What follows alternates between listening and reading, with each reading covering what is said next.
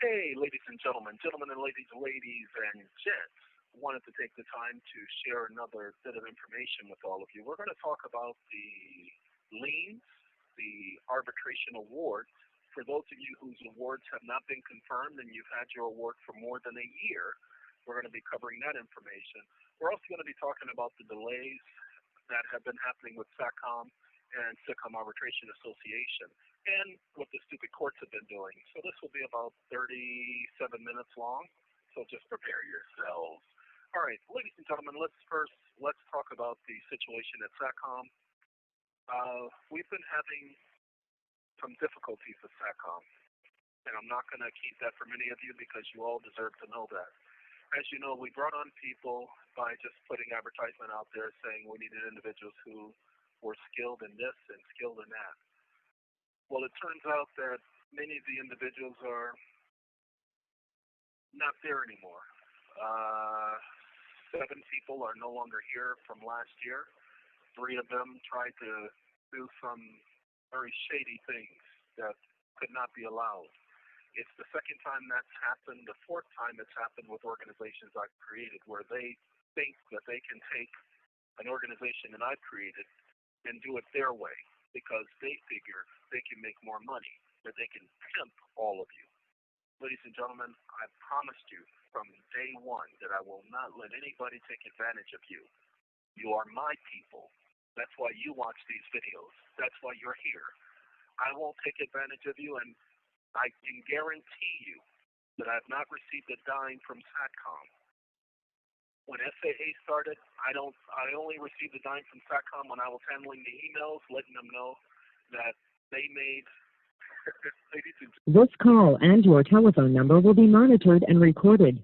If only you knew how much they got paid to respond to one email, just to give a substantive response, and individuals are not even handling that correctly. Now, I'm not putting SATCOMM down. SATCOMM is going to be around. We're going to bring in quality people at SATCOMM because I'm tired of doing this. I had to suspend the CEO of that corporation, the person who I made CEO, because of him not being truthful and upfront about things. Now, why am I telling you all of this? No other company does this. They'll fire a CEO, and then they'll announce it and make it seem like that person did all kind of bad things. No, this person just has not been upfront with me about things concerning the organization. And as I said, that's never going to happen. In a nutshell, the individuals that we have there that are remaining are trying very hard to answer emails, to catch up on the emails, the Q-PAKs. Many of you were not aware that the Secretary of State for the UCCs and the IRS weren't answering phones, so we could not process our paperwork that way. And there was a conflict with the UCCs getting the documents out to everyone, having access to the forms. So what we're doing now is we're going to be sending the link where the form can be located so you can download it yourself, and we're going to be downloading it and sending that along with the link. So you'll get a copy from us, but you'll have access to where you can download the form yourself. That's what we're working on for those who haven't received it. If you've already received it, we're not sending the link to you. Why? Because you've already received it. Okay. To the 98 series numbers, those have to be sent in directly. What we're going to do so that you will receive the form, we're going to be sending you the information that was used to create the 98 series numbers. So when you call in, they're going to ask you for the information off the SS4 form. You'll give that to them. You'll give them a fax number. The fax number works out better. There are several free fax internet sites out there where you can have a fax sent for free. You only get a certain limited number per month, but you'll be able to get that done. They only need a fax number to send it to you once, then you can go open up your account with your 98 series number. Now, I need you to pay attention. Those of you who are concerned about the 98 series number and the reason why you were given it. At first, even when we were doing the CPNs, we couldn't tell you that that could operate as a social security number for your corporation, for your legal fiction, for your straw, all caps name person. Okay? We couldn't tell you that because the law did not allow us to tell you that while we were generating that for you. But because we're not generating that anymore, There you go. That's what you were getting for free, those of you who received it. We had to stop that service because too many people were sitting up there trying to duplicate it and was messing things up for everybody, just like we were trying to get everybody the paperwork on WABN with the IRS. And what did they do? They tried to duplicate what we were doing and interfered with the whole process. That's why I can't tell you guys everything we're doing. I really do. I wish I could, but I can't. What you're going to do with the 98 series number is you're going to, you already have the corporation. That's what the 98 series number is for. You're going to take the form from the IRS, go to the bank, set up a bank account, a corporate account. Okay? But that's where you're going to have your funds put in. I will not, cannot, and I'm not going to tell you how to take care of the tax credit. I cannot do that. Now, if you would like, in the future, we will process the tax credits for people. We will have a CPN that we will operate through. They will receive a certain percentage, we'll receive a certain percentage, and we'll help you process your tax credits.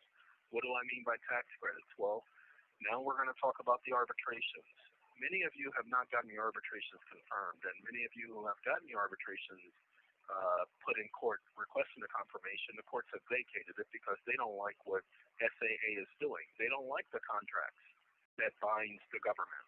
And so they're doing the very best they can to try to eradicate all of them, but they can't. What you don't know is the contract is binding. They only vacate the award. The courts have no jurisdiction in most cases to vacate an award after 90 days. That's why we tell all of you to wait till 90 days are up. We've explained this on other videos. All you got to do is go and look at the act. It is the Title IX U.S. Code, Section 9, Section 10, Section 10A as an apple, and Section 12. You'll see that they only have 3 months, and they must do it in the jurisdiction where the award was issued. If it's not taken care of in that time, there is no jurisdiction for the court to vacate an award. There is no jurisdiction for anybody to challenge the contract or the award, and the Federal Arbitration Act does not allow the courts to challenge the contract. Okay.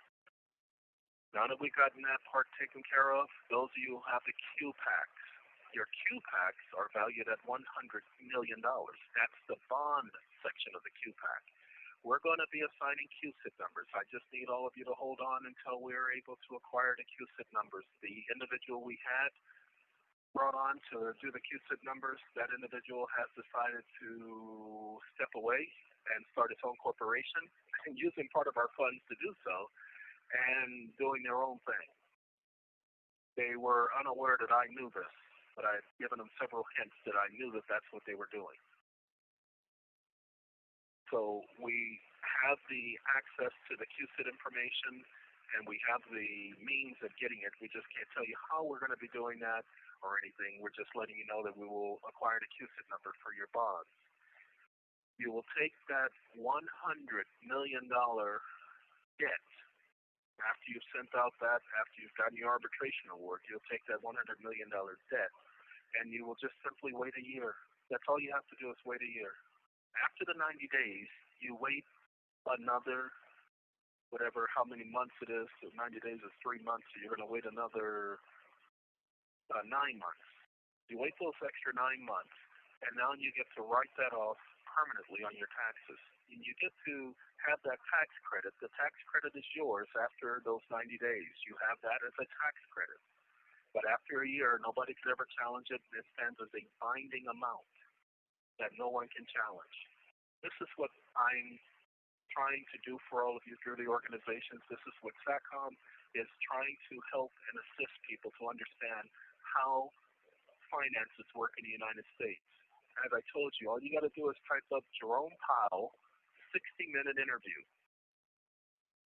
That's all you got to do is type that into YouTube. Jerome Powell's 60-minute interview. He's the chairman of the Federal Reserve. Notice how he says that they create and print money digitally. This is known as bookkeeping entry credit.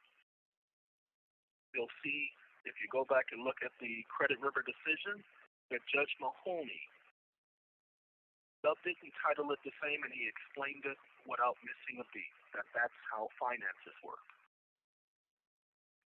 This is what we're trying to get people to understand so that when they file their tax credits, they will have the funds. It doesn't matter if the court confirms the award or not. After a year, and those of you who waited a year after you received your arbitration award and you never went to confirm it, you have that as a tax credit. If you have a CPA who knows how to do the accrual method, because what I would do if it's me, I'm going to assign the tax credits through an assignment. Just do a simple notice of assignment, just like you were having a mortgage company, and the banks do it all the time. I would simply assign the amount to the corporation, the 98 series number.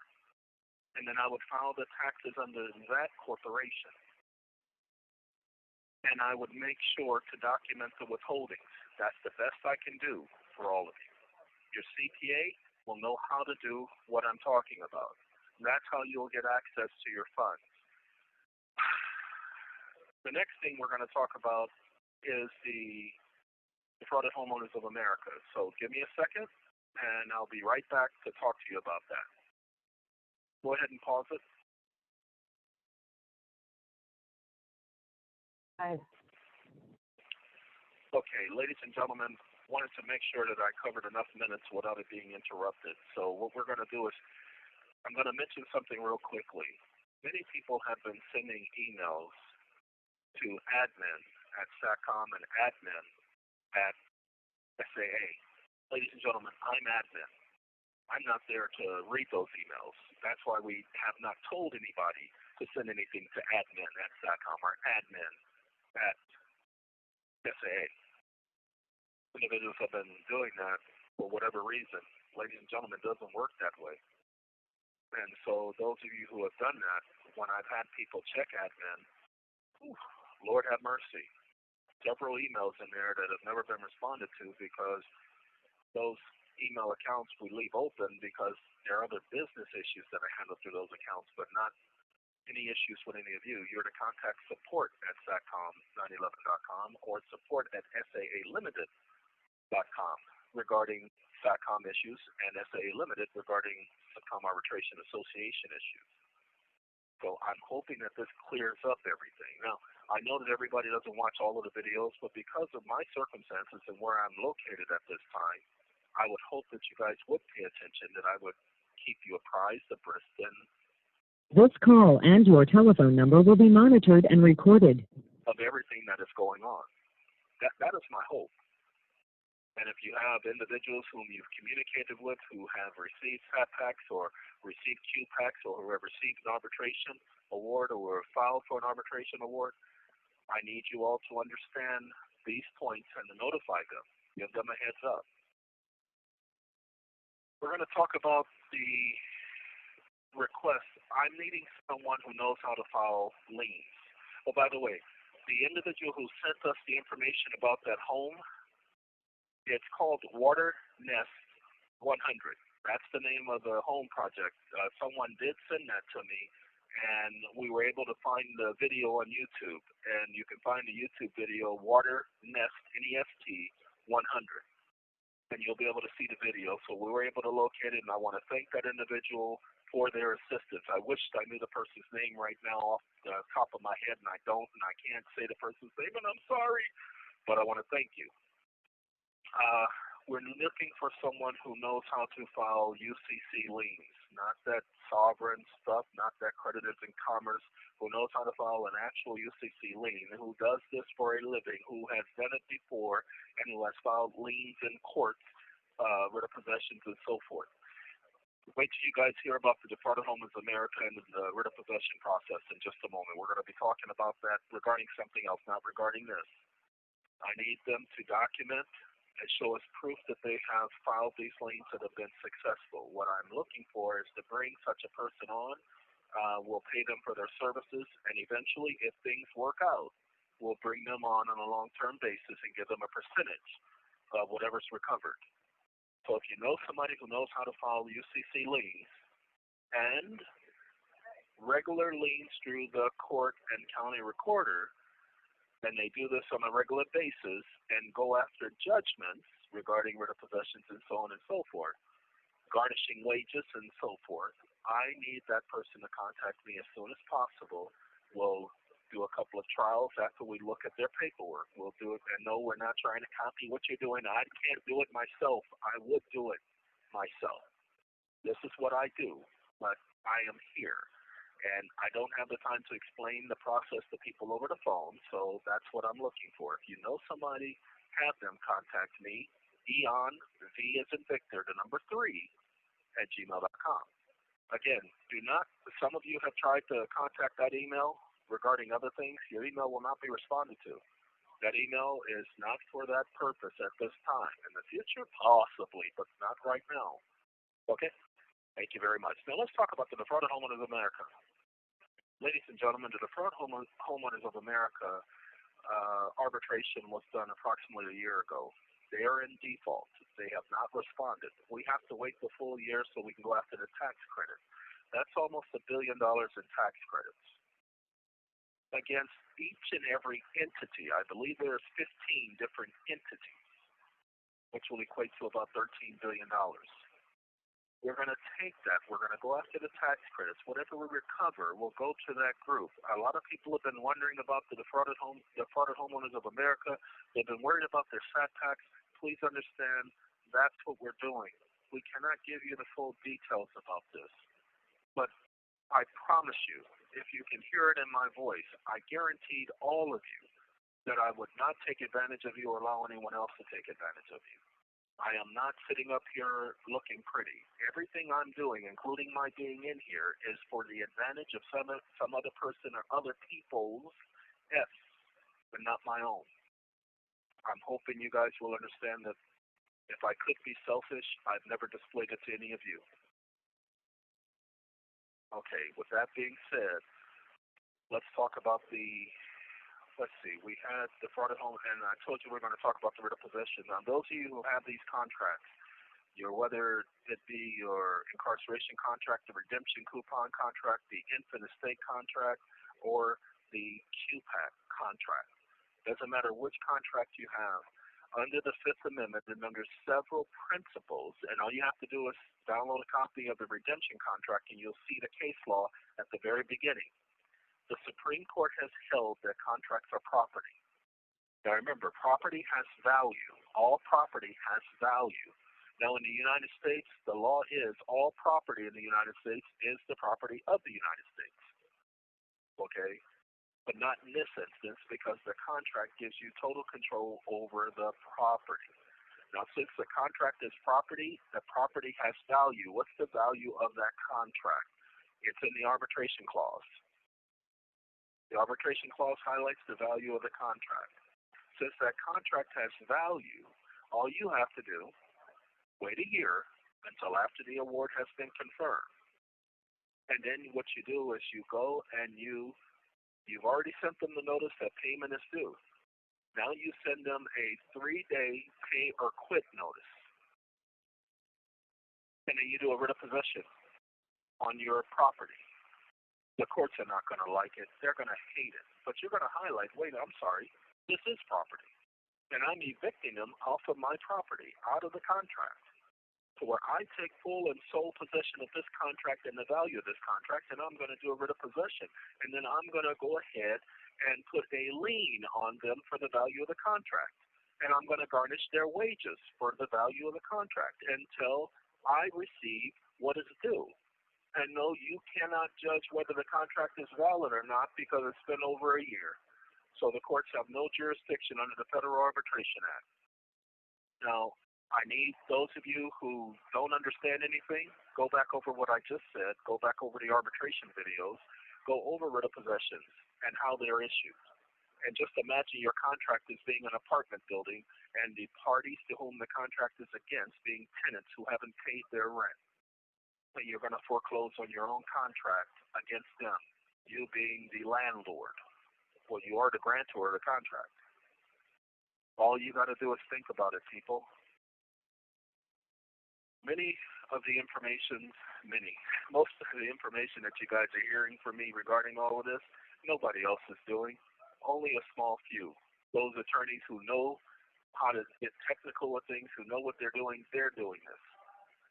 You're going to have a difficult time with the courts at first because they're not going to want you to do this, especially in this corona era. We have, as we told you, I have my incarceration contract in the state of Arizona. They never provided us a case number, but we have proof that we sent it to them. We have proof that we notified the other party. And they want to pretend that the case doesn't exist. Sorry, Charlie. The law only requires that we notify the court that we're following this document.